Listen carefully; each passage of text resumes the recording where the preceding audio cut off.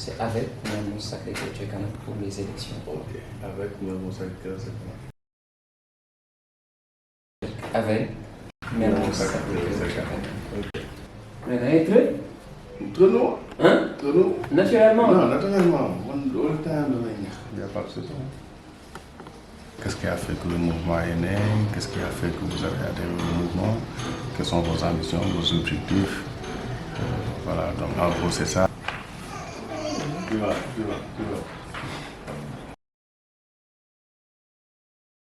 Tu as suivi la coalition Yewwi Askan Wi. Le fait que, par exemple, Jack Lark avec Mermoz est allé rejoindre la dite coalition. Est-ce que tu as une pensée par rapport à ça? Par rapport à la personne, c'était M. Jack Lark. Pas de remarque à faire par rapport au fait que lui, il rejoigne, mais plus par rapport au concept de la coalition et à sa pertinence dans la commune de Mermoz Sacré-Cœur. C'est-à-dire, ban askan la ñuy Yewwi quoi. Yow benn askan ba pare après nga dem tu vas changer d'habit pour revenir dire je vais les libérer. Okay. Et donc je pense que la commune de Mermoz Sacré-Cœur, la pertinence de Yewwi Askan Wi, je ne vois pas la pertinence. Le maire actuel, il y a un monde de Yeewu Askan Wi fini. C'est comme Mermoz Sacré-Cœur. De manière imagée, pour mon clair, c'est-à-dire celui qui est à la tête de cette coalition, il vient dire que je mets en place, je suis dans une coalition qui s'appelle Yewwi Askan Wi, que je viens dans la commune. Problème yi commune bi am yépp nga ñëw tay nga né da ngeen di Yewwi, en fait ça c'est un peu illogique quoi pour moi. Honnêtement. Même moi je vise le maire de Dakar et que peut-être keneen ci biir coalition boobu moo nar ñëw peut-être nekk tête de liste pour la commune. D'accord, c'est-à-dire toujours quelqu'un d'autre va venir pour Yewwi Askan Wi. En fait, il faut comprendre le concept. Il faut qu'on comprenne. Parce que j'aime bien, j'ai entendu un nommé docteur Abdourahmane Diouf qui a dit en fait que le maire, un maire qui est élu, il ne peut pas faire grand-chose. Parce que si on parle de la décentralisation, c'est une forme d'organisation où l'État central transfère des compétences à une collectivité locale qui devient une personnalité juridique et avec une autonomie financière. Donc partant de ce concept, si la décentralisation, l'État central transfère, ce qui veut dire que déjà transférer, c'est pas tout qui est transféré, il y a des domaines de compétences qui sont transférés déjà. Donc penser que le maire pourra venir par un coup de magie changer tout, c'est un peu illusoire. Si on voit le budget de la mairie de Mermoz Sacré-Cœur, avant il était de 300 millions, actuellement il atteint les 3 milliards et l'acte 3 de la décentralisation qui a permis cela. Mais si on a un budget de 3 milliards, la mairie n'est pas en mesure de vraiment répondre aux satisfactions, aux besoins de la population, il y a un problème. C'est-à-dire en termes des dépenses, c'est-à-dire rationaliser les dépenses. C'est-à-dire que le budget de la commune, qu'il soit dépensé en fonction des besoins de la commune, mais pas en fonction de, je sais pas, de l'orientation politique du maire. C'est-à-dire, en fait, on ne ressent pas, bon, personnellement, je parle en tant qu'habitant de la commune, donc j'ai du mal vraiment à comprendre. On a dépensé 10 milliards, c'est-à-dire on a eu un budget bon, qui doit faire entre 8 10 milliards, je ne veux pas dire plus. Maintenant, si on cumule tout ce montant et qu'on se dise quelles sont les réalisations, est-ce qu'on peut, ça serait bien au moins qu'on puisse voir par rapport à tous ces budgets, qu'est-ce qui a été fait? Maintenant, qu'est-ce qui peut être mieux fait? Maintenant, l'acte 3 de la décentralisation, il y a des choses à corriger dedans. Le maire, il est élu. Mais si le maire est élu, il a des conseillers. Mais ces conseillers-là, ils doivent être formés en fait, afin qu'ils puissent comprendre l'acte 3 de la décentralisation, savoir comment faire pour aller chercher des ressources financières qui vont permettre à la commune de pouvoir réaliser ses projets. Et ça, c'est un des problèmes en fait de l'acte 3 de la décentralisation. Souvent, les conseillers municipaux ne sont pas formés, ne sont pas assez outillés pour pouvoir accompagner le maire dans sa vision.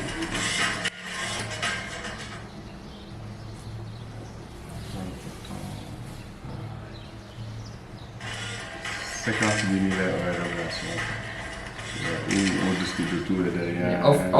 Voilà, genre. Offline. Voilà. Ouais. Donc avant Didier est bien voté dans le fauteuil, quoi. Il lay wax révélation. Voilà. Ok.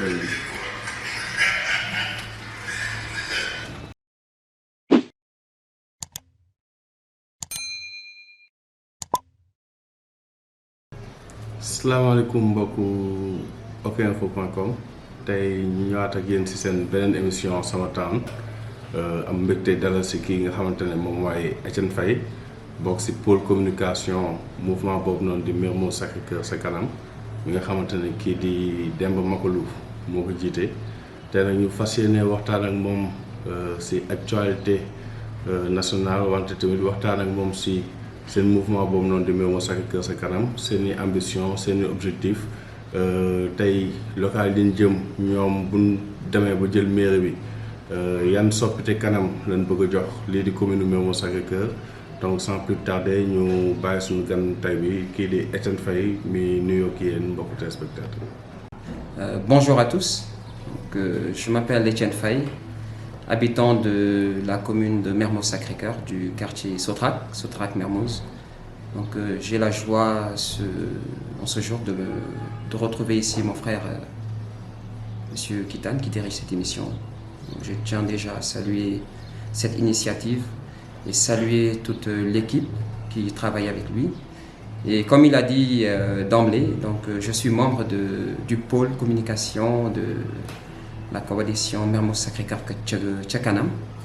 Donc là, on est dans une coalition pour ces élections qui s'appelle Alliance pour les valeurs éthiques et citoyennes avec, donc qui a été mis en place par des indépendants qui ont mis en place cette coalition qui réunit des indépendants sur le territoire national qui vont aller à l'assaut des différentes localités. Donc parmi les initiateurs de cette coalition il y a Monsieur Demba Makalou qui est le leader de notre coalition Mermoz Sacré-Cœur ca kanam. Donc au sein de la commune de Mermoz Sacré-Cœur, nous irons sous la bannière avec Mermoz Sacré-Cœur ca kanam. D'où vient la coalition Mermoz Sacré-Cœur ca kanam, un peu son parcours, son histoire et tout, pour savoir un peu qu'est-ce que le mouvement Mermoz Sacré-Cœur ca kanam. Mermoz Sacré-Cœur ca kanam, c'est une coalition déjà indépendante, c'est pas un parti politique, et dirigé par Monsieur Makalou.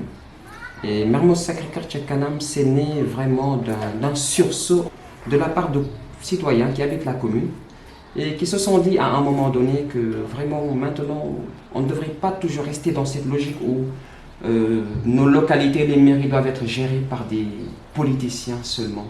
Il faudrait qu'il y ait des gens qui sont indépendants, qui ne sont mis que par l'intérêt de leur cité. Disons que c'est une somme de plusieurs personnes dans chaque quartier de la commune. Donc c'est un peu, Mermoz Sacré-Cœur, c'est la somme de plusieurs personnes qui habitent la commune et qui veulent changer le visage de cette commune. Si je vous comprends bien, dans votre coalition, il n'y a pas de politiciens. Alors, dans la coalition, dire qu'il n'y a pas de politiciens, à ma connaissance, je ne vois pas vraiment des politiciens, parce que ce n'est pas vraiment la logique dans laquelle marche cette coalition. C'est un peu une somme en fait. C'est chaque représentant dans son quartier, il est déjà actif, il s'intéresse à la vie du quartier. Donc celui-là, il peut tâter le pouls et savoir exactement de quoi a besoin le quartier. Il se déplace pour écouter, mais en même temps, il sait déjà les mots auxquels sont confrontés les personnes auxquelles il s'adresse. Votre coalition n'en est pas à sa première participation aux élections. Donc, si on se souvient, vous avez eu à batailler lors des élections de 2014. Si je me souviens bien aussi, vous avez eu à avoir 2 conseillers à l'époque. Est-ce que vous vous attendez à un meilleur score pour ces élections de 2022?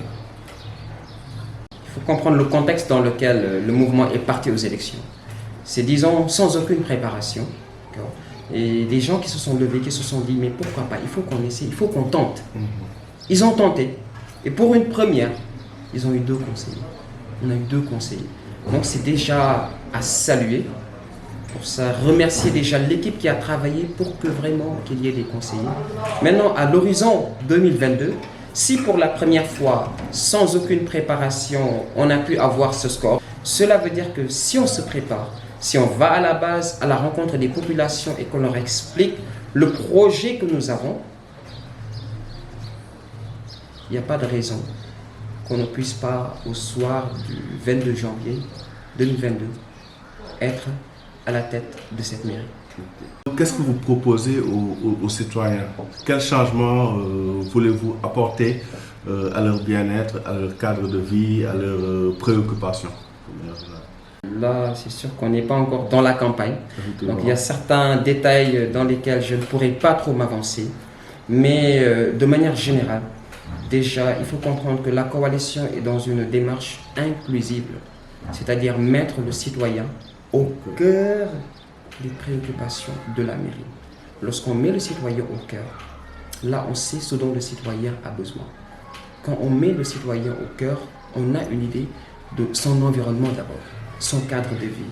Par exemple, si je donne un exemple de là où j'habite, l'environnement, le cadre de vie, bon, souvent ce qu'on remarque, c'est qu'il y a de la saleté, il y a le problème de la salubrité, il y a le problème de l'encombrement. C'est-à-dire qu'on a l'impression qu'on étouffe au sein de la commune de Mermoz-Sacré-Cœur. Bon, je n'ai rien contre les parkings de voitures et autres, mais on n'a pas assez d'espace vert. C'est-à-dire le cadre de vie devrait être un cadre de vie qui permet à chaque citoyen de pouvoir s'épanouir. Déjà, l'environnement, c'est important. Il y a aussi dans la gestion des affaires de la commune, il y a ce qu'on appelle la transparence. C'est-à-dire qu'il faut que le citoyen puisse savoir ce que fait la mairie.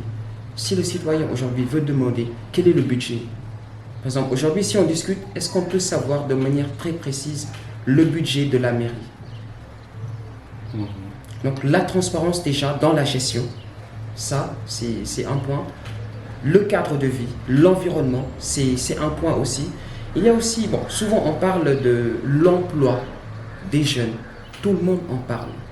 Mais il faudrait aussi que nous, à notre niveau, ce qu'on voudrait, bon, dans nos projets, par rapport à l'emploi des jeunes,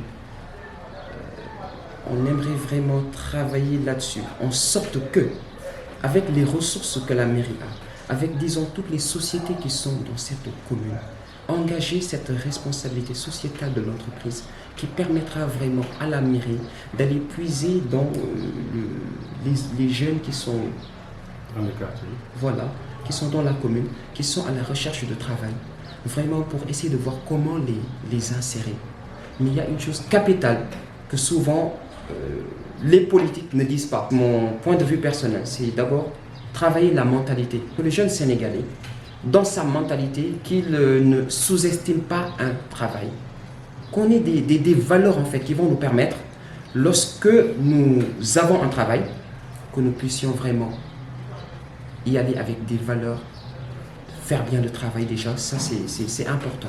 L'équipe municipale actuelle dit que voilà, elle a eu à insérer pas mal de jeunes dans différents programmes, dans différentes sociétés de la place, mais qu'à un moment donné, ces mêmes jeunes aussi quittaient leur travail, disent que bon, le salaire n'est pas celui qu'ils attendaient, ou bien que voilà, ça ne leur suffit pas et autres. Et est-ce que vous pensez que cette jeunesse-là puisse véritablement adhérer à ce type de projet? Oui, alors en fait, quand c'est dur, ça doit davantage nous motiver. Quand c'est facile, c'est pas bon. C'est-à-dire nous, dans notre mentalité, quand c'est dur, c'est là qu'on va s'y mettre, s'y atteler, développer notre intelligence, nos capacités et nos connaissances et tout ce que nous avons afin de pouvoir tirer cette jeunesse. D'abord, mettre en place une petite cellule qui va se charger d'abord, disons, de recueillir les demandeurs. D'abord. Ensuite, il y a un travail à faire avant de les insérer dans ces postes-là. Il y a un travail qui doit nécessairement se faire. C'est-à-dire l'emploi des jeunes. Je ne dirais pas... En fait, à l'échelle locale, à l'échelle nationale, l'emploi des jeunes est juste ce qu'il est à l'échelle locale. Maintenant, il y a un travail qui doit se faire à l'échelle locale.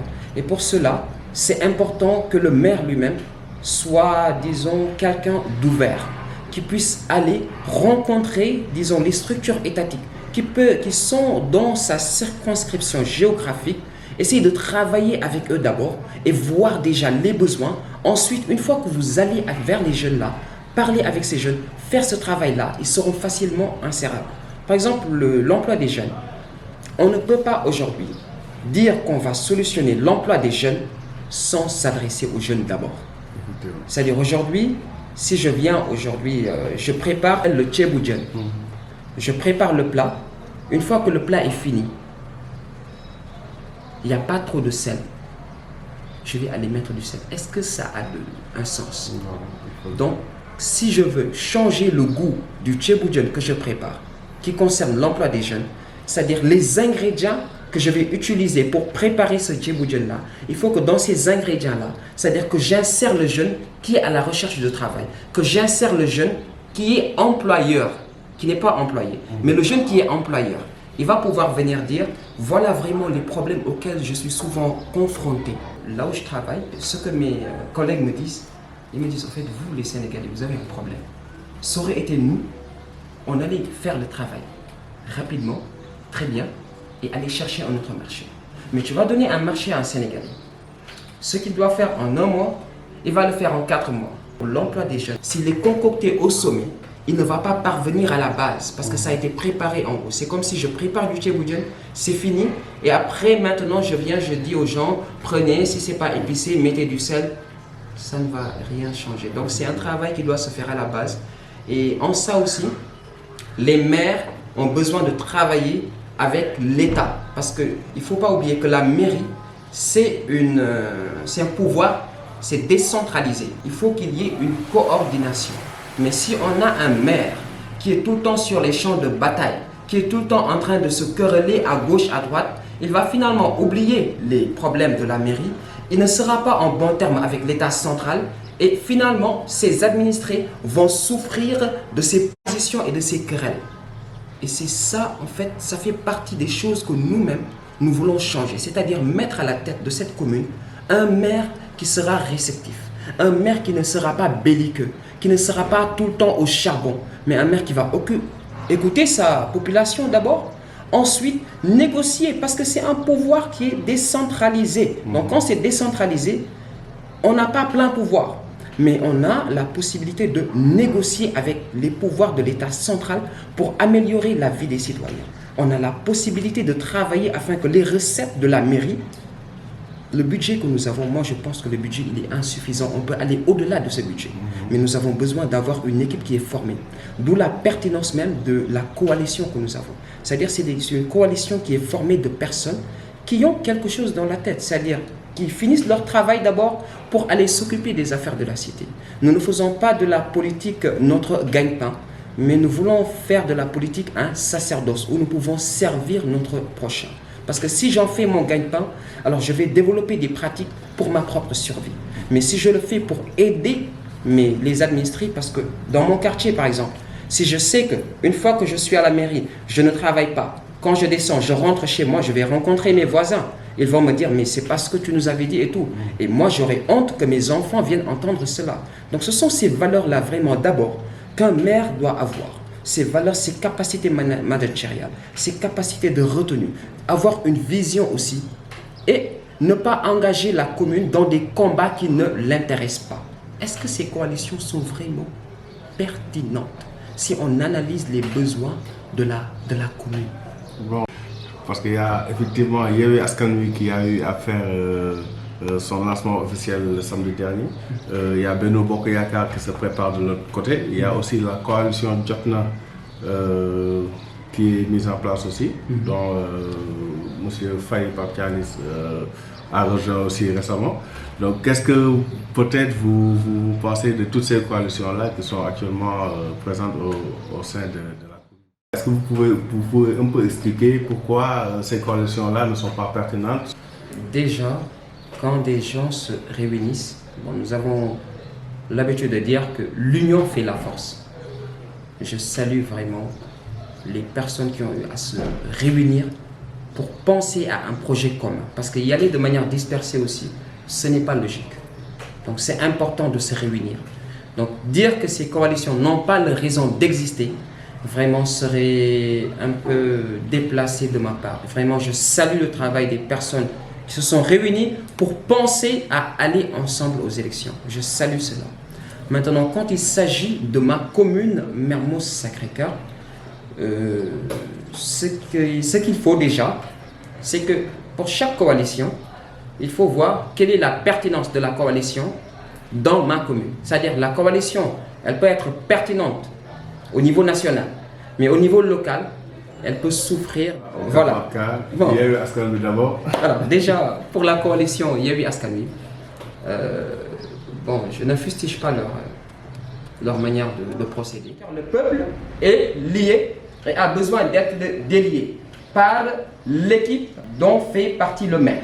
Le maire qui a été là pendant plus de 2 mandats et plus. 12 ans. En 2022, ça va faire 12 ans. Donc si le maire qui était là pendant 12 ans vient avec une nouvelle coalition pour dire qu'il va libérer le peuple, il faut dire qui a lié ce peuple qu'ils veulent libérer. C'est une question que chaque personne doit se poser et regarder. Les autres coalitions, il y a beaucoup de coalitions qui sont nées. Benno Bokk Yakaar. Alors, Benno Bokk Yakaar, qui est la coalition du président Macky, avec tout le respect, je leur dois, il faut dire les choses, hein, parce que moi j'habite dans mon quartier, nous avons reçu des responsables de Benno Bokk Yakaar. Le constat, il est unique. Quand les élections sont terminées, ils sont partis. J'invite juste tous les concitoyens à faire un constat. Ils ne viennent que pendant les élections. Maintenant, quelqu'un qui ne vient que pendant les élections, est-ce que vous pensez que cette personne-là connaît vraiment les mots de cette circonscription géographique dans laquelle il habite? C'est un réel problème. Donc cette coalition Benno Bokk Yakaar, je n'ai rien contre les responsables de Benno Bokk Yakaar, mais je parle de la pertinence de cette coalition. Ils veulent aller aux élections. Vous savez, nous sommes à l'acte 3. Alors l'acte 4 de la décentralisation, c'est un acte qui sera fait non par l'État central, mais c'est un acte qui sera fait par le citoyen lui-même s'il accepte de voter pour Benno Bokk Yakaar ou Yewwi Askan Wi. Pourquoi je dis l'acte 4 de la décentralisation? Parce que l'acte 3, c'est un acte où il y a l'État central qui transfère. Maintenant, l'acte 4, ce sont ces élections-là. Si moi, je vote pour Benno Bokk Yakaar ou Yewwi Askan Wi ou une autre coalition, alors qu'il y a des querelles entre eux, c'est l'acte 4, dans un sens où maintenant je délègue mes pouvoirs à ces personnes-là qui vont se quereller entre eux à l'horizon, c'est-à-dire ils vont se quereller pendant, disons, 2 ans. Le temps d'arriver... Et qu'est-ce que vous fait dire qu'ils vont se quereller? Je ne crains rien au regard de l'actualité, au regard de la vie politique. Nous voyons qu'il y a une confrontation entre l'opposition et le pouvoir. C'est pourquoi je dis qu'il ne faudrait pas que le citoyen accepte aujourd'hui de devenir la chair à canon. C'est-à-dire, s'il y a aujourd'hui, le pouvoir est là, l'opposition est là, donc vous votez pour le pouvoir ou vous votez pour l'opposition, vous êtes là, vous devenez une chair à canon. Non. Donc, les élections de 2022 ne doivent pas constituer un premier tour. Donc s'il y a des gens qui veulent vous faire croire que les élections de 2022 sont le premier tour de l'élection présidentielle de 2024, sachez qu'en allant voter pour ces personnes-là, vous devenez des chairs à canon. Alors vous vous mettez en situation d'otage. Donc ces situations d'otage, c'est comme si moi je vais me lier là et je détermine le nombre d'années pendant lesquelles je serai lié, c'est-à-dire 2 ans, 2022 à 2024. Pendant ce temps, qu'est-ce qui va se passer dans cette commune? C'est-à-dire, si je vote pour des personnes qui se chamaillent déjà, sans avoir pris les rênes de la commune, quand ils vont le prendre, est-ce que ça sera une chasse aux sorcières? Nous ne sommes pas dans une logique de chasse aux sorcières, nous sommes dans une logique de pouvoir changer le quotidien des populations. C'est pourquoi quand nous allons les voir, nous leur expliquons le projet, afin qu'ils puissent comprendre que nous sommes des indépendants. Vous avez déjà choisi un candidat, Demba Mapelou. Là où toutes les autres coalitions, Benno Bokk Yakaar attend un choix du chef de l'État, Yewwi Askan Wi doit encore se concerter pour véritablement définir son choix. Aujourd'hui, pouvez-vous nous parler de votre candidat, de la personne qu'elle est, voilà, des ambitions qu'elle a et voilà, pour que les téléspectateurs puissent véritablement connaître qui est le candidat de la coalition Mermoz Sacré-Cœur Ca Kanam. Le candidat avec Mermoz Sacré-Cœur Ca Kanam, il s'appelle M. Demba Makalou et il habite Mermoz. C'est un habitant de Mermoz qui a été joueur puis dirigeant au niveau de l'ASC de Mermoz, présent aussi au niveau du comité de développement local au niveau de Mermoz, c'est-à-dire qui est très actif aussi par rapport à l'environnement. Bon, au passage, c'est quelqu'un qui aime planter les arbres, qui aime l'environnement. Donc, c'est un peu ça, M. Demba Makalou. Donc, c'est quelqu'un aussi qui est vraiment, je dirais, qui travaille pour améliorer le quotidien des personnes avec lesquelles il partage cette commune. En étant avec la population dans tous les combats, il faut être d'abord bien informé pour ensuite donner. Donc c'est quelqu'un qui va puiser l'information, informer la population sur les enjeux réels qui les concernent tous les jours. Ça, c'est M. Demba Makalou, c'est lui le candidat de la coalition Mermoz Sacré-Cœur Ca Kanam, et il n'est pas le seul en fait. Ce n'est pas un candidat qui tout tourne autour de lui, mais tout tourne autour de ceux qui l'entourent et qui l'ont choisi, qui l'accompagnent dans cela. Parce qu'à lui tout seul, dire qu'à lui tout seul, il peut tout faire, si je le dis vraiment, je ne serai pas fidèle vraiment à sa vision. Donc c'est quelqu'un de consensuel, qui a le sens de l'écoute et qui s'est dit à un moment donné que maintenant c'est fini. On ne doit pas laisser notre commune entre les mains des politiques. Il est important que nous allions chercher le suffrage des habitants de la commune. Et c'est pour cela qu'en 2014, il est parti aux élections. Il a eu 2 conseillers. Il continue le travail. C'est comme ça qu'il a fait jusqu'à maintenant, qu'il vienne maintenant pour briguer le suffrage des habitants de la commune de Mermoz Sacré-Cœur. Pas avec, comme un aventurier, mais avec des informations précises par rapport au vécu des citoyens avant de leur proposer ce projet. Donc Demba Makalou, c'est quelqu'un qui habite la commune et qui travaille pour la commune, pour les intérêts de la commune, pour l'amélioration de l'environnement, du cadre de vie, une gestion vertueuse, une gestion sobre. Et ce qu'il a eu à vivre au niveau local, c'est ce qu'il veut vraiment transposer au niveau de la mairie. Donc, de manière ramassée, c'est un peu ça. Donc je ne vais pas aussi faire la promotion de Demba et dire ce qu'il n'est pas. Mais je parle sous le contrôle des gens de Mermoz et partant aussi de ce que moi aussi j'ai eu à vivre avec lui avant même d'adhérer à ce mouvement. Les partis et coalitions ont jusqu'au 30 octobre pour venir déposer leur caution. Est-ce qu'actuellement vous êtes prêt par rapport à cela? Est-ce que vous avez réuni vos 15 millions pour effectivement aller déposer ça à la caisse de consignation et de dépôt? La position de M.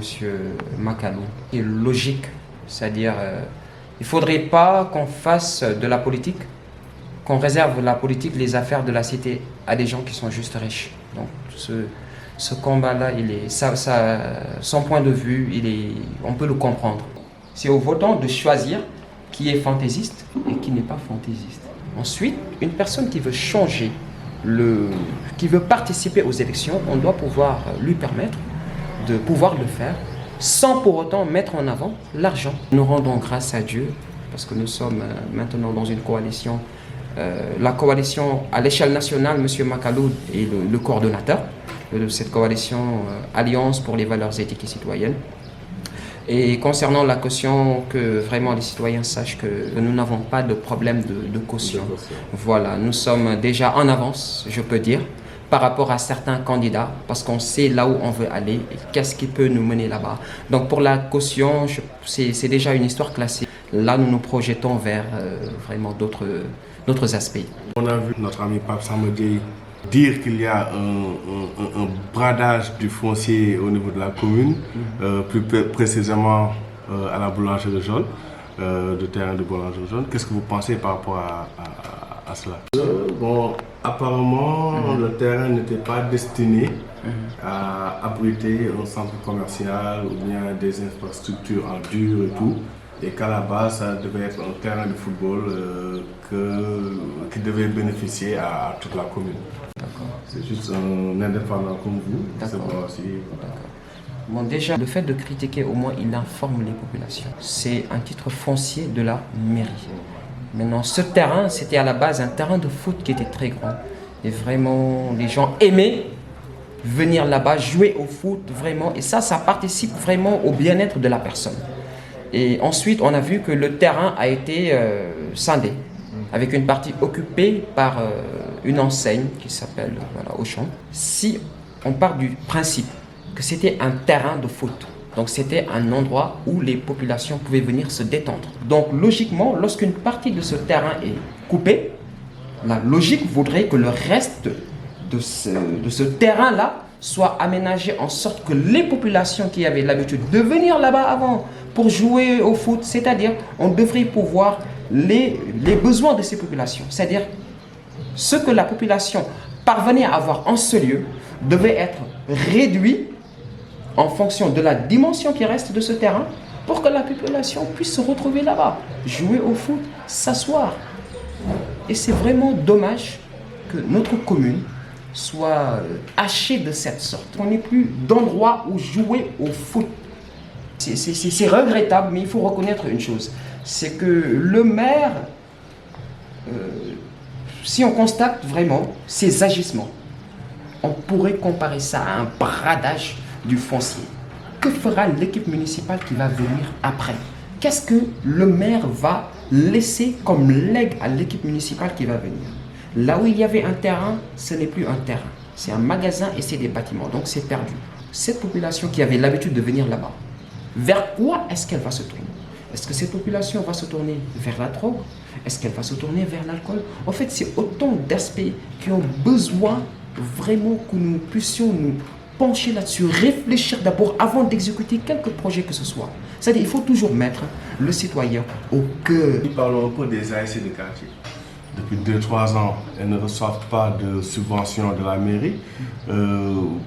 Et vous avez eu à le souligner là tout de suite, ils n'ont pas de terrain, ou bien même aussi concernant les activités culturelles, environnementales, ils n'ont pas ce soutien-là vraiment de l'équipe municipale. Est-ce que vous allez apporter des changements par rapport à tout cela? Parce que effectivement la jeunesse a besoin de s'épanouir et tout. Est-ce que vous avez un projet par rapport à tout cela? On a vu les dégâts. La jeunesse est laissée à elle-même. Les terrains sont maintenant occupés, construits, bâtis. Ce que nous voulons, c'est vraiment d'abord le cadre de vie.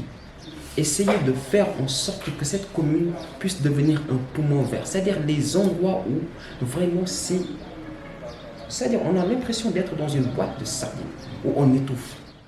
Les espaces que nous avions. Comment d'abord préserver ces espaces dans un premier temps pour essayer vraiment de s'arranger afin que la commune puisse respirer. Les acteurs qui sont sur le terrain, qu'on les amène à la raison, qu'on essaie de trouver une solution parce que nous habitons la commune. Peut-être qu'il y a des gens qui n'habitent pas la commune, qui peuvent venir occuper, mais tout cela, pour nous, il faut d'abord engager le dialogue.